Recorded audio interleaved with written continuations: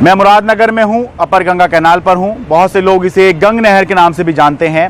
यहां मैं दिखाना ये चाहता हूं कि इस समय जो ये अपर गंगा कैनाल है या जो गंग नहर है, इसमें पानी की गुणवत्ता जो है वो बहुत ख़राब हो गई है। इस समय पर आमतौर पे जो जनवरी, फरवरी, मार्च, अप्रैल तक के दिन जो होते हैं, जब तक बरसात नहीं आती है, तब तक यहाँ पर पानी ऐसा होता है कि उसका रंग जो है कुछ नीला हरा जैसा जो है दिखता है। लेकिन उत्तराखंड में जो आपदा आई, उसके बाद बाढ़ की स्थिति बनी, तो हरिद्वार से जो पानी खराब होना शुरू हुआ, गंगा जी का पानी जो खराब होना शुरू हुआ, तो गंग नहर में भी इसका असर जो है वो दिखाई दे रहा है। और अभी जो है गंग नहर में जो पानी है, इसका रंग जो है बिल्कुल वैसा ही है जैसा बरसात के समय में होता है, जबकि इस समय पर हरा या नीला जैसा लुक जो है पानी का आ रहा होता है। इसकी वजह से हुआ ये है कि दिल्ली में जो है पानी की सप्लाई प्रभावित हो गई है, क्योंकि दिल्ली के अंदर जो गंगा वाटर या गंगा जल सप्लाई होता है वो गंग नहर के जरिए ही होता है, मुरादनगर से जो आती है। तो दिल्ली के 2 वाटर ट्रीटमेंट प्लांट हैं, भागीरथी वाटर ट्रीटमेंट प्लांट और सोनिया विहार वाटर ट्रीटमेंट प्लांट।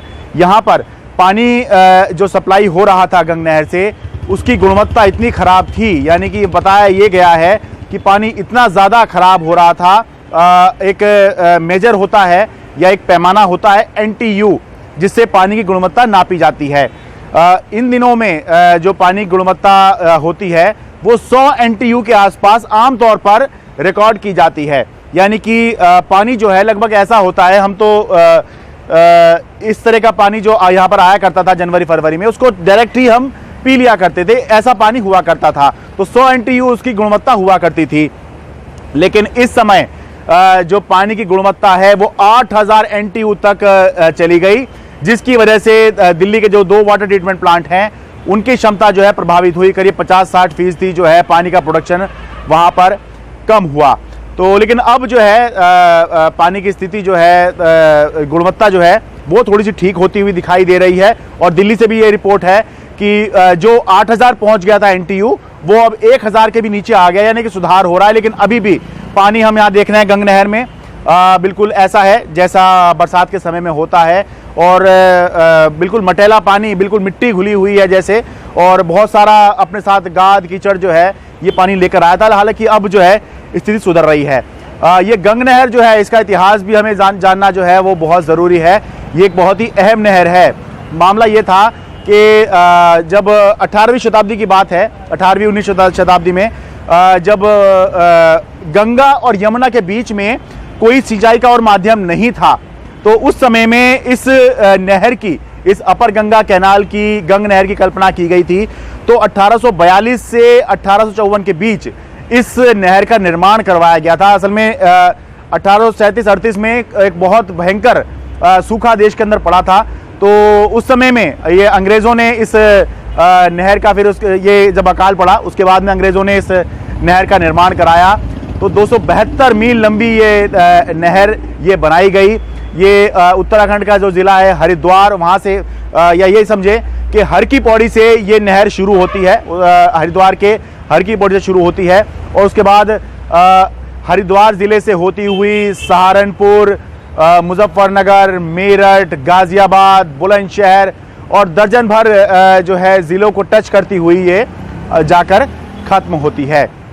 एक और ख़ास बात ये भी है इस गंग नहर के बारे में कि जो IIT है रुड़की में, उसका जो निर्माण था वो भी इस नहर की वजह से ही हो पाया था। क्योंकि मामला ये था कि जब ये नहर बननी शुरू हुई तो अंग्रेज़ों को उस समय में ऐसे लोग चाहिए थे जो काम को जानते हों, समझते हों। तो शुरुआत में जो कुछ कॉलेज वगैरह या स्कूल वगैरह बनाए गए वहाँ पर, तो धीरे धीरे करके उसने एक कॉलेज की शक्ल ले ली और एक समय में एशिया का सबसे बेहतरीन सिविल इंजीनियरिंग का कॉलेज जो था वो रुड़की में हुआ। और उसके बाद में वही कॉलेज जो है फिर IIT रुड़की के रूप में तब्दील हो गया, क्योंकि उस समय ज़रूरत थी। फिर धीरे धीरे करके जब अंग्रेजों ने अपना शासन स्थापित अच्छे से कर ही लिया था, तो उसी को ही और अच्छे से रंग दे दिया गया। तो इसीलिए ये नहर बहुत महत्वपूर्ण है, क्योंकि बहुत लंबी नहर है। गंगा और यमुना का जो दोआब का क्षेत्र है उसके बीच में ये जो नहर है, बताया जाता है कि करीब 9000 किलोमीटर एरिया का जो ज़मीन है उसकी सिंचाई इस नहर से होती है। बहुत ही साफ सुथरी ये नहर मानी जाती है और सही बात यह है कि आम दिनों में जब हम यहाँ आते हैं, बरसात का अगर समय है तो बात अलग है, लेकिन आम दिनों का अगर समय है तो इतनी साफ सुथरी ये दिखती है कि हम डायरेक्ट ही नहर का पानी पी लिया करते हैं, क्योंकि ये बिल्कुल हरिद्वार की गंगा जी से ही गंगा नहर निकल रही है, तो बहुत ज़्यादा असर नहीं पड़ता। लेकिन क्योंकि हरिद्वार में भी अभी जब मौनी अमावस्या थी तो वहाँ पर भी पानी बिल्कुल मटेला आ रहा था, तो जब गंगा जी के अंदर पानी बिल्कुल ऐसा आ रहा है तो गंग नहर जो है, जो गंगा जी से ही निकल रही है, उसका पानी भी ऐसा ही होगा।